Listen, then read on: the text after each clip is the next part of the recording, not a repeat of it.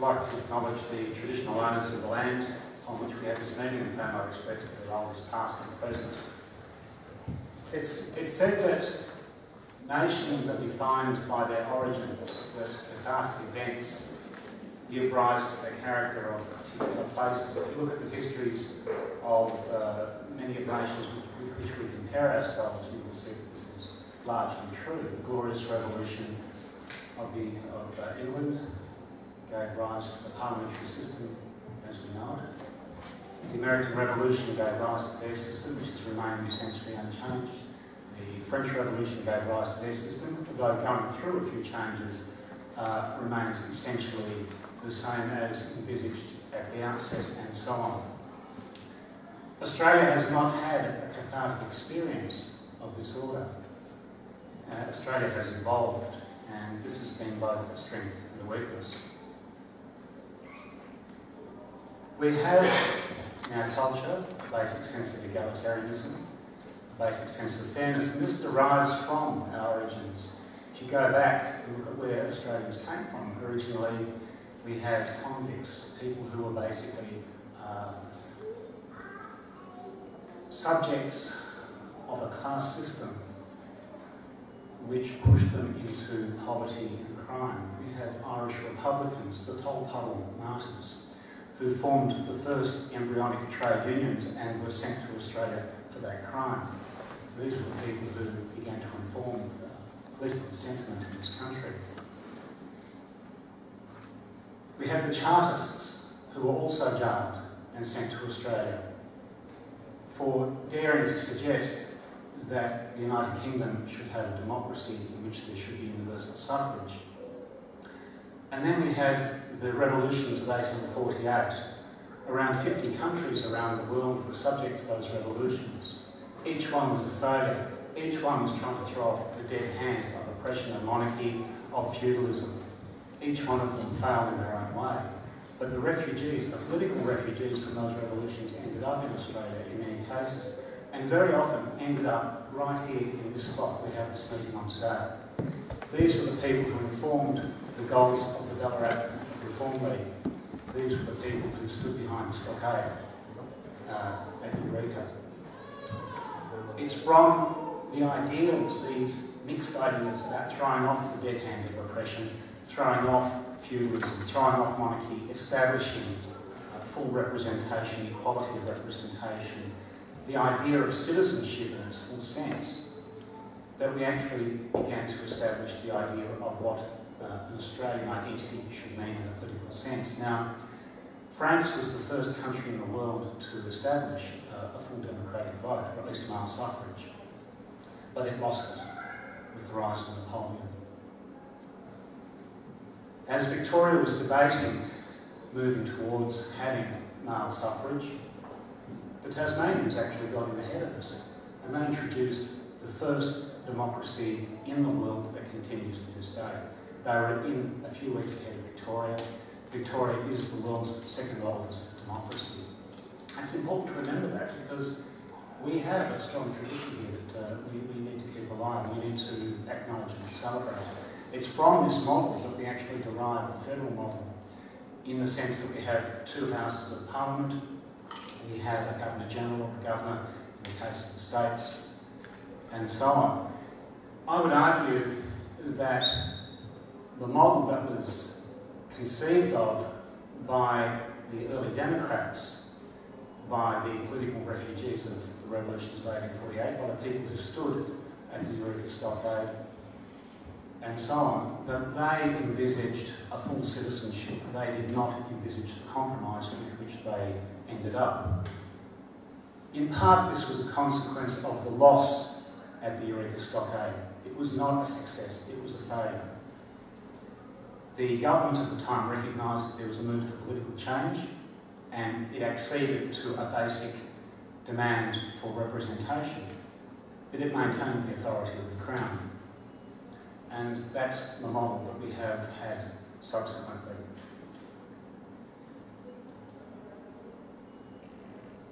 I'll skip through a few notes here because I know we're getting late and we'll probably want to push on. Australia has, as a consequence of this compromise and a consequence of the notion of fairness and egalitarianism and an openness, a sort of a laziness, if you like, an intellectual laziness, in which a fair go implies not really having to push too hard. Egalitarian means that we accept others more or less as equals, but we don't think about it too much. And there's, out of this, a conservatism which arises, which essentially contradicts itself. That we're free, yet restrictive. We're egalitarian in theory, but less so in practice. That's why the social values to which we broadly ascribe and to which we try to identify ourselves as a nation, notions of egalitarianism or equality and fairness, are contradicted by so much of our political system. Australia's head of state, as we all know, is not an Australian citizen, nor can they be.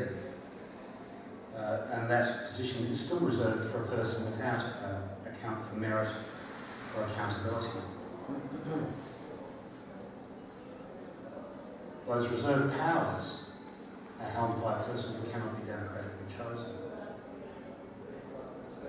We retain in an almost bizarre and illogical manner continued commitment to a form of aristocracy that at its origins was imposed through violence and subsequently maintained by pomp, mythologising and a substantial public relations machine, which we've seen at work in the last couple of years quite actively. It's been suggested that we can't come of age until we dispose of this political anachronism and become fully accountable for our own affairs. I think we all agree on that. In the sense I'm preaching to the converted, I know that. And there has been debate about the method by which Australia chooses the head of state. And I'll come back to this towards the end. This is a subsidiary issue to whether Australia should be a republic.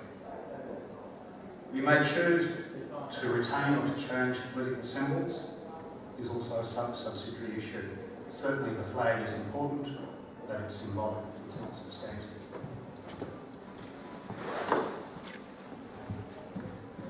The classic notion of a republic is devotion to state. And there are problems with this because when you place the state above the citizens, you actually deprive the citizens of rights. And that's what they saw in France following the revolution. The state became more powerful and the role of the citizens became diminished. What we look to is the manifestation, the state is a manifestation of the will of the people. The nation defined as a bonded political group, retaining that political identity in common. This is known as, if you like, the Republican virtue. The commitment to this identity is around the notion of democracy, and I would argue an active citizenship of the type that refers back to our political origins. The Tolpota martyrs, the Chartists, and the refugees of 1848. The questions we have before us as a nation is, do we want an Australian citizen as an Australian head of state? The answer is, I think, obviously in the affirmative. We need to formalise the democratic and broadly egalitarian values that define us as who we are. To be fully Australian is to embody fairness in the sense of egalitarianism in our political system. And we cannot do that, obviously, with inherited title. It's to bring back the idea, in a substantive sense, of the social contract as a defining quality of fairness. It's to lift the idea of mateship, to which we will ascribe from being exclusive to inclusive. It's to embrace others for their potentials. We wish them to embrace us for ours. It's to reclaim our heritage as active and democratic citizens. These are the better qualities of being Australian. These are also the qualities implied in a republic. To be fully Australian, to be the best iteration of the idea of Australia, Australia must become a republic. everybody here, I think, agrees with that.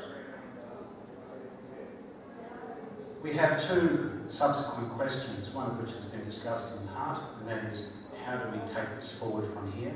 How do we prepare ourselves for an event which could occur tomorrow, could occur next week, could occur next year, which may symbolise, put into sharp relief, this question of possible change, and that's the death of ruling monarch.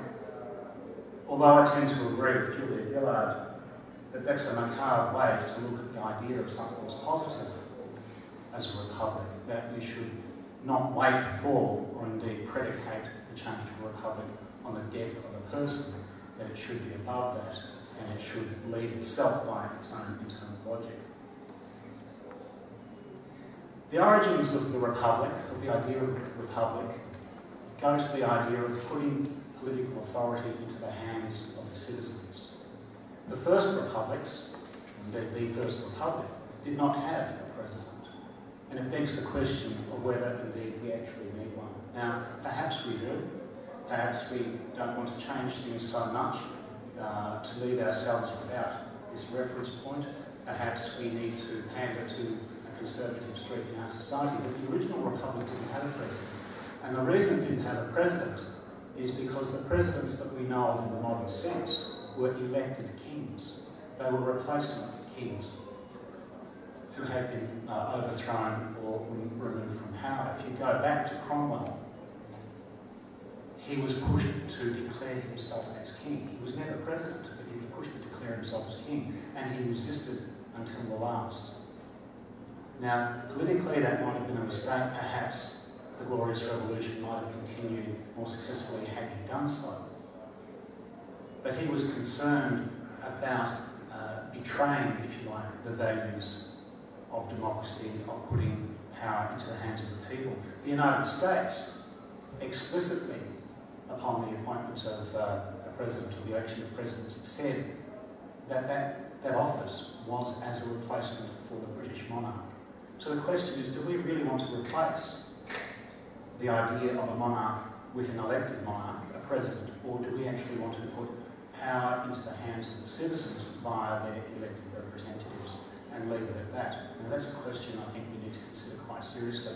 If we do retain the idea of a president, the question is then, what authority does that president have, and what constitutional constraints are placed around that person's authority? We heard earlier on this afternoon about the 50-50 model. It actually sounded very much like the Portuguese constitutional model. Unfortunately, I've had to read a number of constitutions over the last several years. The 50-50 model is actually one in which you have a so-called semi-presidential model. And the Finnish model is incidentally also semi-presidential, whereby the president has active executive authority in a range of affairs. That is a fundamentally flawed system. It leads to conflict between the presidency and the parliament. And in the case of East Timor, where they have also a similar model, it actually led to open conflict verging on civil war only a handful of years ago. So I think that has some real issues with it that need to be addressed.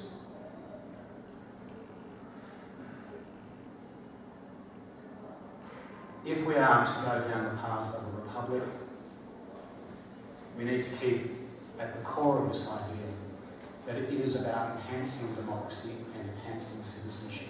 It's about enhancing the capacity of people to participate in the political affairs of their country, to be active political citizens, and take control for their own lives, to take responsibility for their own political decisions.